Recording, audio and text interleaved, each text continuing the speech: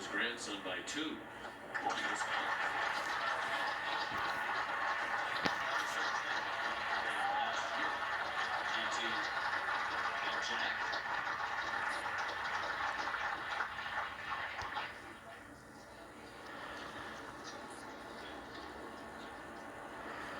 Among the 22 grandchildren, Jack has said that GT is the best.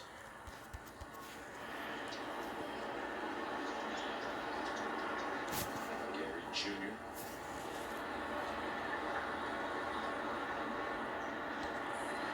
And now Tom Watson.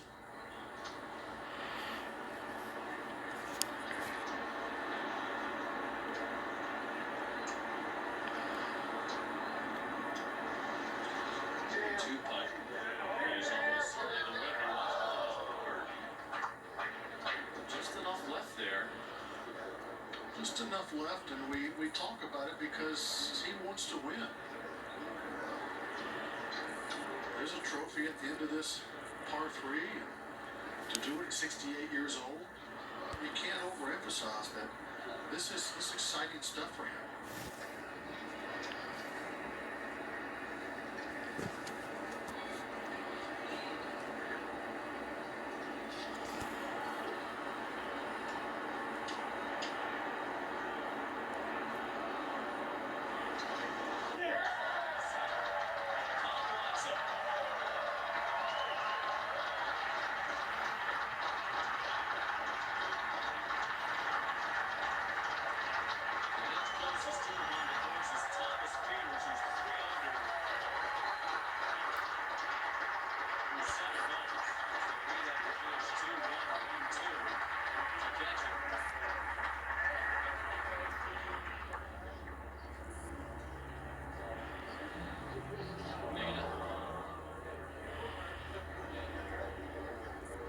Year-old granddaughter,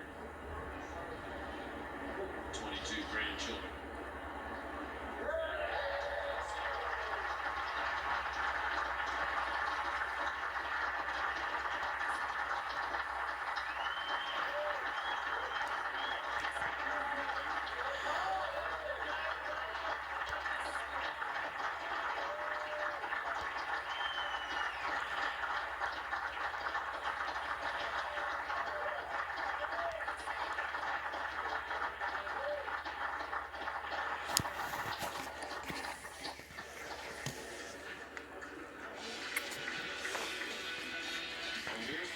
It's not over.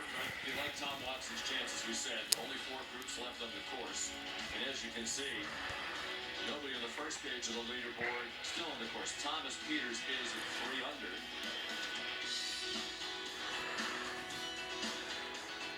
Gary Player part of the tie for 9th. Jimmy Walker was the defending champion in the par 3 contest. Ryan Moore still out there, but not enough holes left to catch Tom Watson. See just 24 scores, more competitors than that. Many of the players didn't post a card. We saw some of them had family members take shots for them, etc. So many more competed, but many of them withdrew. They keep saying thanks for the memories, and they keep providing more of them. We'll hear from Tom, Gary, and Jack when we come back. It's not pretty good or nothing. It's not acceptable or nothing. And it's definitely not close enough or nothing. Mercedes-Benz SUVs were built, designed, and engineered with only one mission in mind. To be the absolute best. In the category, Mercedes-Benz SUV family. Mercedes-Benz, the best or nothing. We see some pretty extreme weather here in Iceland. Blizzards all winter. Winds at 150 miles per hour.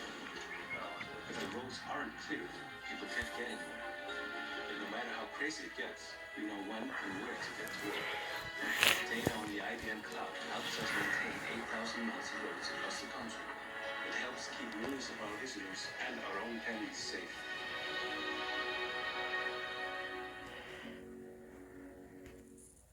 The 2008 Guaranteed Masters Par 3 contest is brought to you by IBM. Let's put smart to work. By Mercedes-Benz, the best or nothing. And by AT&T. What a day here in the Par 3 contest. Let's send you down to Tom Rinaldi. Sean, thank you very much. We've talked about what a huge build-up this has been to this staging of the Masters. If this is any indicator, which is exactly what you were saying a moment ago, Tom, wow, are we in for something? It's not officially over yet, Tom, but looking over there at the leaderboard, how aware were you of what your standing was through this nine? Well, I was aware after I buried the first 4 holes, I said, they'd be all right to win the par 3. I won it one other time a long time ago, and of course I didn't win the tournament that year. But, you never win the tournament when you win the par 3, but since I'm not playing the tournament, I said, let's go for it this year. Gary, we think that somehow there could be an end to memories that this group creates, but there just doesn't seem to be. I'll nudge Jack a little bit as an inside joke. What does a day like this mean to you? It means an awful lot, particularly seeing Tom at 68. Putting the way he did, it was just a joy. And then Jack at 78, also 4 under par, and I'm nearly 83 to shoot 22, shoot 2 under par. And then his caddy, his grandson, who they predicted would have a hole-in-one, it was a marvelous day. A marvelous day I'll never forget. Perfect transition. You've had endless memories here, Jack. But Curtis Strange stopped you on your way past the booth and asked you how you would rank what you just saw from GT. Number 1, what I did didn't make any difference to me. I can't talk. Watching your grandson do something so special. And I got a few tears. And we was talking about 3 days ago. And I said, GT, do you want to hit the ball in 9? He said, sure. I said, well, I think you're going to make a hole-in-one. That's why I told him 3 years ago. It's okay. He's never made a hole-in-one. It's his first hole-in-one. Pretty special, isn't it? Very special. GT, I have to ask, when you stood on that tee box and you're facing all these people, you're playing with these men, what was your thought as you drew the club back? I was just trying to hit it on the green, just trying to hit a good shot. I was just setting up, and this is probably my favorite week of the year, and this is a special tournament. Golf is a sport that I love, and for that to happen is just unbelievable. My thought process was just to do the best that I can, and whatever happens. When you saw where it landed, maybe the loudest cheerleader in this whole place was right there. Gary Player, who just kept shouting, "You're gonna like that. You're gonna like that." What were you thinking as you saw it start to track? I saw it coming back, and I saw it kind of looking like it could go in, and I was thinking, no way. And then it looked like it stopped for a second, right about an inch behind the hole, and I thought it was over, but then I saw it fall, and I couldn't believe it. It was surreal. First, I didn't even celebrate at first because I didn't think I saw it. Jack, and for all of you, you know that golf is such a generational game, but to share a moment like that in a venue like this, where you've authored so many moments that so many other families have enjoyed, I know we kick back and forth, but how do you put into perspective what it means? Well, what it means, Tom, is that I just experienced something that you always want the best for your kids and your grandkids, and to watch a grandkid come along and not get a hole-in-one on the biggest venue in the world on a day that really he's up here to caddy for his grandfather, to be part of the day, and then knock it into a hole-in-one. Wow. I mean, what a day. What fantastic. And, his father, I don't think his father, I don't know where he is, but look up around the trees up here. I don't think he's come down yet. I'm sure he's still up there. And but it was just very, very special. And to have his sister Nina with us too. I was just hoping I could play all my Masters par 3s and get through all my grandkids. And I had to start doubling up because I don't think I was going to get there. Well, anyway, today was a very, very special day, and one obviously I'll never forget.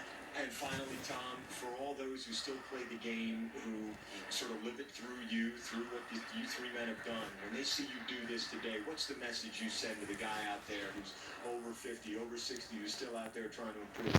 Well, we're lucky to play a game that we can play into our later age just seen them. There's no other sport that you can do this. Golf is the only game, and it's proven. It's proven that the older guys can win. You look at you know, watch out this week. Watch out for those older guys. You got Mickelson, you got Tiger, you've got some of the old guys this week. They may make some noise this week. We appreciate it so much. The memories that you give us, they're all gifts, and we appreciate you so much. I'm sitting there talking about my grandson. I didn't even talk about my friend here who shot 21. You know, the only two-putt green he had was the last one. And he had a total of 8 putts for the whole 9. Pretty good. Including the 2 at the last hole. That's pretty good. That's pretty good. That's the Watson of old. Old Watson, that was a Watson of old. Encouraging for people who playing the game, the average man, to say, well, I can play golf when I'm 80, when I'm 68, when I'm 78, and enjoy it. And this is what we need in golf. Something, 2 people I've had great admiration for. To see them the way they played today was remarkable. Not going to dare add a word to that, Sean. Take it away. Nor should you. There were a lot of pictures today that did not need captions.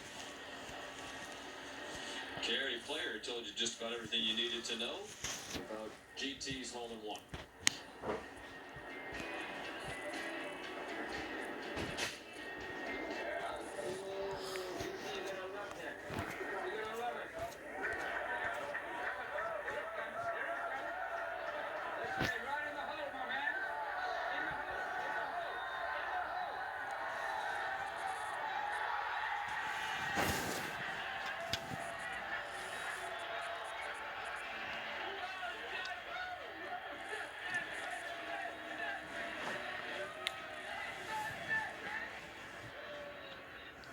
Jack Nicklaus wasn't the only one with tears in his eyes. We mentioned that Gary Jr. played with Jack in the Father-Son Challenge in December in Orlando. They had a banquet the night before. Hundreds of people. GT sings, plays the piano, plays the guitar. He was asked if he wanted to get up and sing and play a song. He did, in front of hundreds of people. So there's a man who can perform on the stage. A lot of legendary golfers were there, said he's going to make a lot of money in music someday. What a present, what a future, what a memory for all of us here today. I think you just said it right there for all of us. We've seen a lot of things here at Augusta National League. Jack Nicklaus, Tom Watson, Gary Player have given us a lot. They gave us a lot today. I had a tear in my eye. You know, when a grandson does that, and the grandfather, how proud he is. We didn't mention Grandma, Barbara. I'm sure she's got a tear in her eye as well. But this has been as fun a 3 hours as I've ever had. Unbelievable. Fantastic. When I told you at the start of the day, if I said to you Tom Watson's going to win the par 3, what would you have as the odds of that happening? Well, I think the odds would be high. I would ask you also what you're smoking, but I just think it's fantastic. As Gary said, young, old, they can all play this game. They all can play it well, stay in shape, eat right. But I got to tell you, the next 4 days are going to be just as exciting, I think, as we just saw the last 2 hours.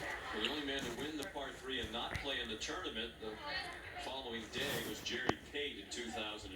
Jerry's here enjoying this today. Tom Watson decided in 2016 to not continue to play. But this is just the warm-up act for what Curtis many believe is the most anticipated Masters in the history of the tournament. Tiger Woods, story number 1, heading into the weekend. Been in good form lately. Been a long time since he won a major. How do you size up his chances? Well, I think he's playing well. I think he's trending really well. I think what he's done in the last 6 months, let's just think how far he has come. 6 months ago, I didn't know if he'd ever hit another shot. Now he's finished top 12 his last 3 weeks. People think he can win this week. I don't know if he can win because I think you need more competitive rounds, but I think he can really play well. I'm not going to say he can't win, but I think there's some other guys in there because they have so many good young players playing well, they're going to be tough to beat. Justin Thomas, DJ, Jordan Spieth, and Rory, who was really playing well. When they're on, they're very, very tough to beat. But I will say this, when Tiger Woods was in his prime, he could play with anybody at any time. And I hope he can muster up a little bit of that magic and be a part of it this week and this weekend, because it will certainly be exciting for everybody. Well, Jack Nicklaus provided us unbelievable memories. 46 at 78. Maybe Phil Mickelson at 47 this weekend to do that as well. Maybe Tom Watson just getting it started for the older folks participating in both the par 3 and the tournament this weekend. Well, the shot of the day belonged to a man who took only one swing.